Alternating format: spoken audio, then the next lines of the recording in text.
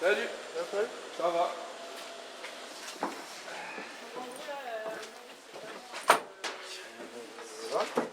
Il y a eu des petites modifications là. Oh là là, c'est beau. Ça a été hyper compliqué. On a quasiment fait 2 Vendée Globe en distance. C'est plus de 35 000 milles et on a fait 4 semaines de chantier dans un hangar. Au Ocean Race, on fait des trucs qu'on n'avait jamais fait, qu'on ne fera peut-être jamais. Mais...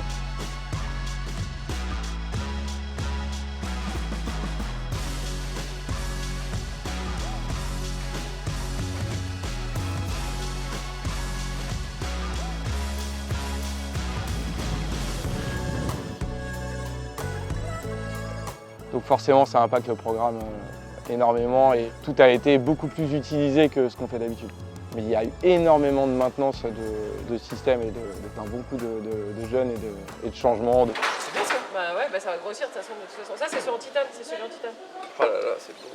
Bon, mais on peut mettre le vieux comme on veut, on peut mettre le nouveau, ça Mettre en dégâts. nouveau, plus on va l'utiliser, mieux c'est. Oui, plus on va voir. Ce qui est important, c'est de se dire pourquoi on change quelque chose. Quand quelque chose casse, on ne va pas le changer parce qu'il faut comprendre pourquoi ça a cassé. La solution de facilité, c'est de se dire on met plus gros, on met plus solide. Souvent pas la bonne solution parce que si on met plus solide, ça veut dire que ça va casser soit à côté, soit ça va continuer à casser cet endroit-là, mais un peu plus fort, donc potentiellement des dommages plus importants. Du coup, ça demande énormément de temps, de réflexion, d'essai. On ne pourra pas changer cet été des choses. Ou alors de l'urgence et avec toujours le stress que ça recasse. Ok, donc en gros, on a eu plein de problèmes de safran depuis le début du bateau. Du coup, on refait les housings de palier. Du coup, dans le bateau, ça paraît un détail, mais c'est le seul détail de confort de Paul. C'est le SeaDeck. Hop, c'est ce petit sol super moelleux. Ensuite, ça paraît comme neuf. Ça, c'est des nouveaux meubles de winch. Ensuite, et donc à l'avant, on a doublé le nombre de cloisons dans la Souterwell. Donc on a ajouté encore 3 cloisons après celles qu'on avait ajoutées à Cape Town. En gros, on avait déjà à Cape Town rajouté ces 3 structures. Et là, on en a rajouté une là, une là et une là. Donc à l'avant, maintenant, c'est béton. On avait déjà fait une partie, alors ça avait été à Cape Town, on a renforcé tout l'avant du bateau en mettant des nouvelles cloisons à l'eau, sans sortir le bateau de l'eau.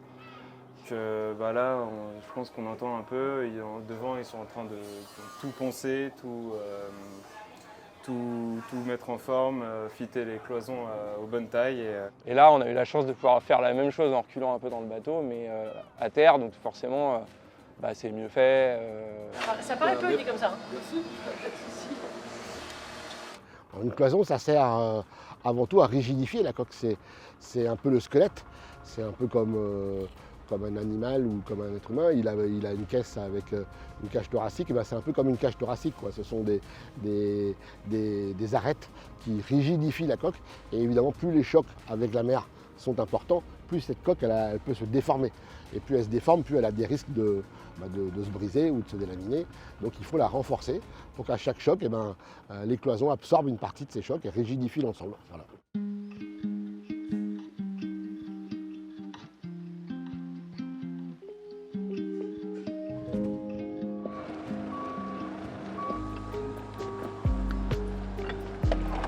Essayez de le lever un peu pour soulager le poids.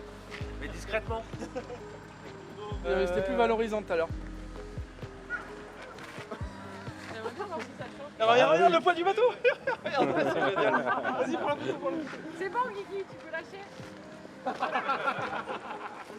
Je sens qu'il y a vachement d'excitation parce que c'est quand même ce qu'on adore faire, aller naviguer, être sur l'eau et tout.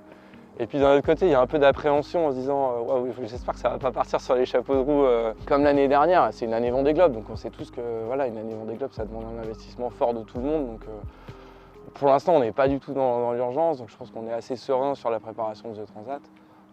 Il va y avoir des temps forts en fait cette année, des temps vraiment intenses, avec des périodes aussi plus raisonnables et plus posées. On ne peut pas se mettre dans le même rythme qu'on était l'année dernière. assez hâte de repartir en solo pour ça en fait. C'est un bateau que je connais mieux, et la confiance ça se gagne, hein. Il n'y a que le temps je pense qui peut vraiment permettre de faire un bon duo, quoi.